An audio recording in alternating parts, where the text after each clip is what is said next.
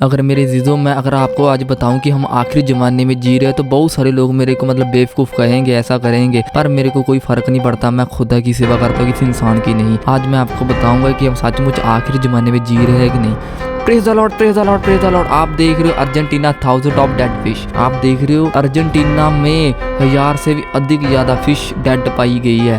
पर मैं आपको इसका मीनिंग बताता हूँ कि एक होंदा मच्छी का मर जाना, एक होंदा मच्छी को मार देना। पर ये मरिया हुई मिली है, जो मतलब डेड हुई मिली मतलब मच्छी वहाँ पे अर्जेंटीना में। मतलब ये रिवर था, मतलब एक समुद्र था जहाँ पे इनको मतलब अर्जेंटीना में ये डेड फिश मिली है। पर मैं आपको बाइबल में लेके जाना चाहता हूँ कि बाइबल में इसका मीनिंग क्या है। देखो हम पढ़ते हैं, लिखा निर्गम उसके 7 उसके 17 बाब में क्या ले कहता, इसलिए यहोवा कहता है कि मैं ऐसा करूंगा कि जिससे तुम जानोगे कि मैं यहोवा हूँ। कहता जो मैं अपना हाथ इस लाठी को लेकर नील नदी में पानी पर मारूंगा कि नील नदी खून में बदल जाएंगी। तब कहता नील नदी की मछलियां मर जाएंगी और नील नदी दुर्गंध आने लगेगी और मिस्री लोग नदी से पानी नहीं पी सकेंगे।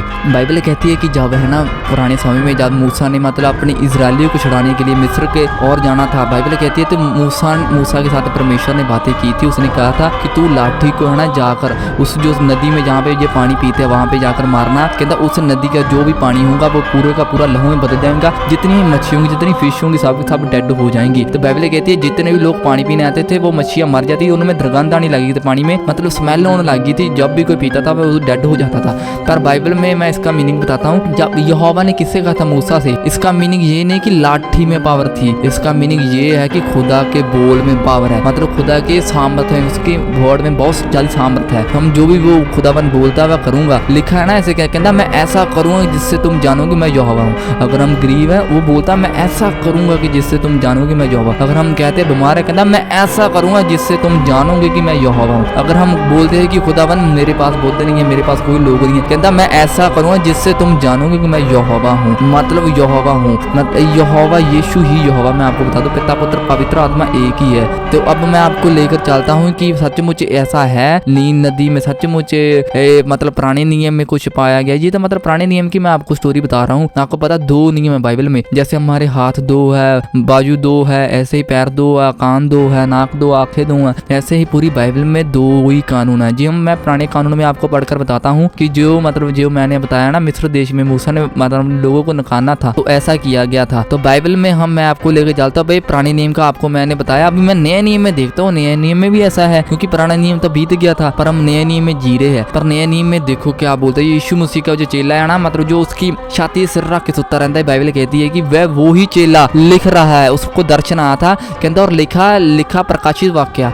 अब हम किताबे मुकद्दस पढ़ते हैं, उसमें लिखा मुकाशियों का उसकी 8 बाब में क्या लिखा है, कहता लिखा कहता और दूसरे स्वर्गदूत ने तुरी फूकी तो मानो आग सा जलता हुआ एक बड़ा पहाड़ समुद्र में डाला गया और समुद्र का 1/3 लहू हो गया। वो सेम टू सेम आ गया देखो। कहता और समुद्र की 1/3 सूजी हुई वस्तुएं की कहता सजीव भी मर गई। मतलब कहता वस्तु जो भी समुद्र में जितने वस्तु थी, जितने भी रहन सहन वाले प्राणी थे, मतलब जिस भी तरह का मतलब मच्छी होते फिश वह सब के सब मर गई। और 1/3 जहाज भी नाश हो गए, जहाज भी नाश हो गए 1/3। बाइबल कहती है कि ये जो इस टाइम मतलब चल रहा है, रेवलेशन चल रहा है इस टाइम, ये इस टाइम का वक्त का मुझे वर्ड है। तो मैं आपको बताता हूँ कि मेरा समझाने का क्या मकसद है। मैंने न्यूज सुनी थी अर्जेंटीना में, मैं आपको ना पहला भी बता चुका। अर्जेंटीना में देखो रिवर में 1000 से अधिक मतलब फिश मरी हुई। देखो ये एक इंजन नाम का जो दोस्त है, मैं इसकी स्टोरी देख रहा था, जो बता रहा था, इंजन नाम का दोस्त है, इसने मतलब बताया है कि 1000 से भी अधिक मछली हमको फिश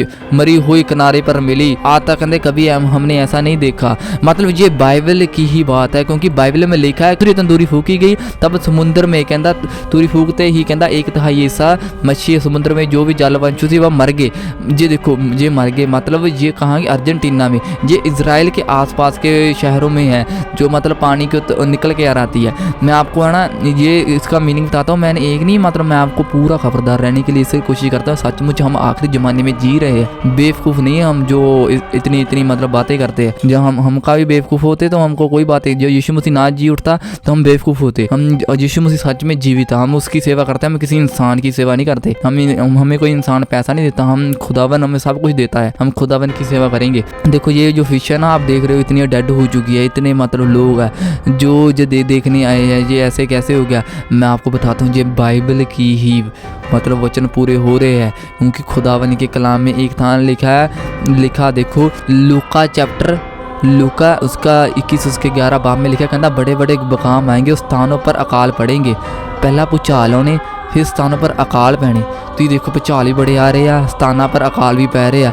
ਅਕਾਲ ਮੀਨਿੰਗ ਜਿੰਦਾ ਮਤਲਬ ਉਹ ਭੁੱਖ ਮਰੀ ਹੋਗੀ, ਜਿੰਦਾ ਕਿਸੇ ਵੀ ਤਰ੍ਹਾਂ ਦੀ ਕਿਸੇ ਦੇ ਰਹਿਣ ਸਹਿਣ ਨੂੰ ਕੋ ਕੁਛ ਵੀ ਚੀਜ਼ ਨਹੀਂ ਖਾਣ ਪੀਣ ਨੂੰ, ਉਹ महामारियाँ होंगी, महामारियाँ भी आ रही है। कहता आकाश से भयानक घटनावां भी कहता ऐसे आपको देखने मिलेंगी। कहता महान संकेत प्रकट होंगे।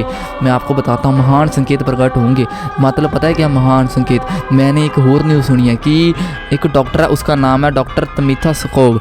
उसने मतलब ये न्यूज़ बताई है कि उसने मतलब एक सूरज जो सन से है ना, उसने एक थोड़ा जा हिस्सा टूटते हुए एक साइड में आता हुआ देखा। उसने मतलब साइंटिस्ट है ये साइंटिस्ट, उसने ये खबर बताई है। पर बाइबल का यार वचन पूरा हो रहा है। कहता बाइबल में लिखा है ना, कहता आकाश से भयानक घटनाएं घटेंगी और महान संकेत प्रकट होंगे।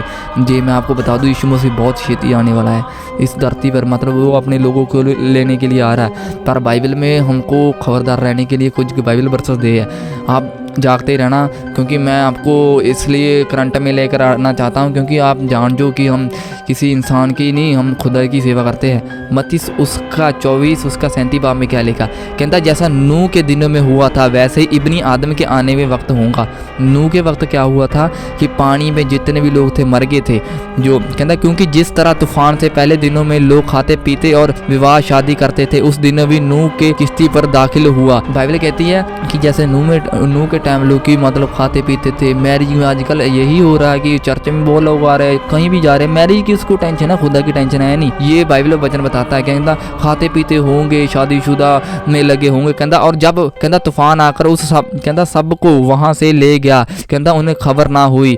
कहता उसी तरह इब्नी आदम का भी आना होगा। हालेलुया। बाइबल कहती है उसका भी आना होगा कि जैसे बाइबल पुराने समय में हुआ था कि लोग ब्याह कर रहे थे, खा पी रहे थे, ऐश कर रहे थे। कोई कनाडा को जा रहा है, कोई अमेरिका जा रहा है, कोई इटली को जा रहा है, उधर यीशु मसीह आ रहा है, किसी को पता ही नहीं है। लिखा कहता उस वक्त कहता 2 आदमी खेत में होंगे, कहता एक ले लिया जाएगा दूसरा छोड़ दिया जाएगा। एक ले लिया जाएगा मतलब यीशु मसीह उसको लेकर जाएंगे जो तैयार होगा, जो कनाडा जाने के लिए नहीं, जो खुदा के पास जाने के लिए तैयार होगा। कहता 2 औरतें कहता 2 चक्की पीसते होंगे, कहता एक ले ली जाएंगी दूसरी छोड़ दी जाएंगी। ये 2 औरतें उस औरत की बात कर रही है जो दिन रात खुदा के सामने दिखाई देती है, रोती पिटती रहती है। बाइबल बोलती है कि मतलब एक ले ली जाएंगी, एक वो ही ले ली जाएंगी जो प्रार्थना करती है, वो नहीं ले ली जाएगी जो चुगली करती है, क्योंकि बाइबल का कानून है। कहता पर जागते रहो, कहता क्योंकि तुम नहीं जानते कि तुम्हारा खुदावन किस दिन आएगा। कोई नहीं जानता। बाइबल कहती है कि तुम नहीं जानते कि किस टाइम वो अभी इस टाइम पलक चपकते आएंगे। बाइबल बोलती है जैसे हम आग को एक बार में चपकते हैं ना, जकदम ही वैसे आएगा। कहता लेकिन ये जान रखो कि कहता अगर घर का मालिक को कहता मालूम होता है कि चोर कौन से कहता पहर में आएंगे, कहता जागता रहता है।